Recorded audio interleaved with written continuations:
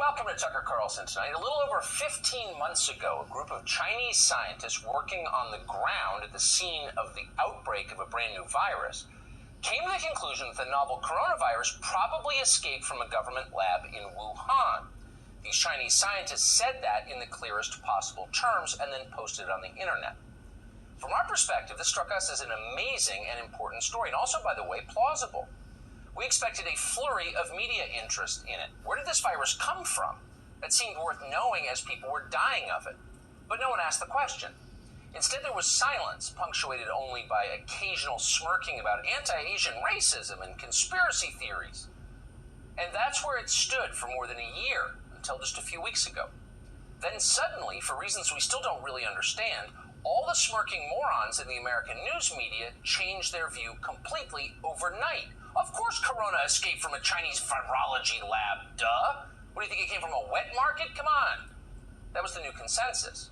An avalanche of evidence followed. The Wall Street Journal confirmed that the first corona victims seemed to have been researchers working with bat viruses at the Wuhan Institute of Virology. BuzzFeed then obtained thousands of emails showing that Tony Fauci knew from the beginning that COVID may have been manufactured in China in dangerous experiments he helped pay for. The lab leak theory, it turns out, was never crazy. It was always likely true.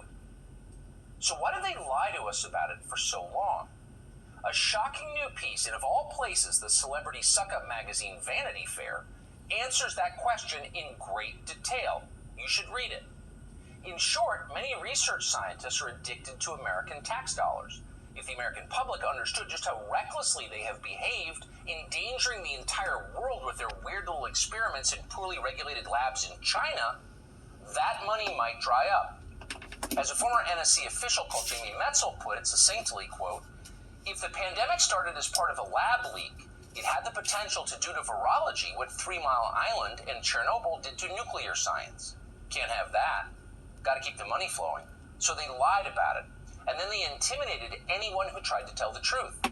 That would include the director of the CDC, Robert Redfield. Redfield receives death threats from scientists after he suggested that the virus may have come from a lab. I am of the point of view that I still think the most likely etiology of this pathogen in Wuhan was from a laboratory, escaped.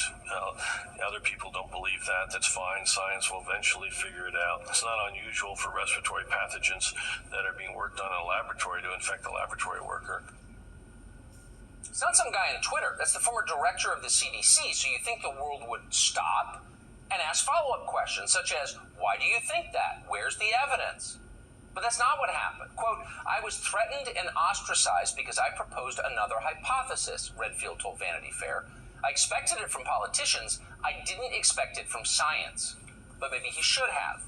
Redfield had dared to buck the orthodoxy that had been imposed by the global scientific establishment. It began on February 19th, 2020, just as the virus was getting to this country and scaring the hell out of all of us. At that moment, one of the leading science journals in the world, The Lancet, published a letter that was signed by 27 scientists. That letter declared flatly and for all time that the coronavirus did not originate in a lab in Wuhan and that you'd have to be a bigot to believe otherwise. Now that letter, we now know, was organized by Peter Dasic. Dasic is a man with everything to gain by pretending that COVID came from a wet market. Dasic was involved in gain-of-function research at the Wuhan Institute of Virology. Emails show that Peter Dasic carefully selected other signatories to the Lancet letter so that this obviously disqualifying conflict of interest would remain secret. At one point, Dasic wrote to another scientist called Ralph Barrack, who was also working on gain-of-function research in China, telling him not to sign the letter. Here's why, quote, "We'll put it out in a way that doesn't link it back to our collaboration, so we maximize an independent voice," end quote. So the whole thing was a fraud, and yet it worked. It was in the Lancet. Everyone trusts the Lancet. In fact, Tony Fauci himself cited Dasic's letter as proof that the virus was not caused by research he was funding. If you look at the evolution of the virus in bats and what's out there now, it's very, very strongly leaning towards this could not have been artificially or deliberately manipulated. The way the mutations have naturally evolved. A number of very qualified evolutionary biologists have said that everything about the stepwise evolution over time strongly indicates that it evolved in nature and then jumped species. Oh, of course, it couldn't have been us. So really, this is a story about the self-licking ice cream cone that is the federal bureaucracy. No matter how badly they screw up, it's never their fault. Oh, we didn't imagine WMD in Iraq, etc. Pick your screw up. It's your fault, racist. But it wasn't just Tony Fauci and the federal bureaucrats who cited that letter. Self-described fact-checkers, the one who control the flow of information in our country now, used the Lancet letter to censor anyone on social media who mentioned the possibility of a lab leak. It can't be true. The Lancet says it's not true. 27 eminent scientists say it's not true. Only a few scientists in the face of all of this dared to speak up. One of them was called Gilles Dumaneuf. He formed a group of researchers called Dasic. That's an acronym for Decentralized Radical Autonomous Search Team, something that all scientists should be. Jamie Metzl, the former NSC official, soon joined the group. Almost immediately, as early as April of last year, it was becoming clear to Metzl that the lab leak theory was not a conspiracy theory. In fact, it was plausible. I think that if I had to just bet based on what I've read and logic, I would bet it's most likely this was an accidental leak from a lab. So it turns out that Metzl wasn't exactly speculating on that. Unlike the scientific establishment, he and Dasic had evidence that they had bothered to gather.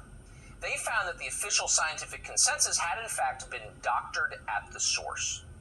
In one instance, they discovered that Xi Li, the bat lady in Wuhan, had collected samples of a bat coronavirus that were virtually identical to COVID-19.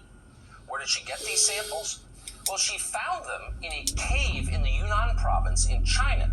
Several miners had been killed there after inhaling the bat guano left by these bats.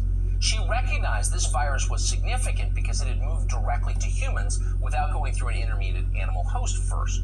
The Chinese seemed to be looking for the most dangerous virus they could find, and in that cave they found it. After the coronavirus pandemic began, Xi Li tried to hide that COVID-19 was virtually identical to this virus that she had collected in the mine. In her records, she renamed the virus to hide its source.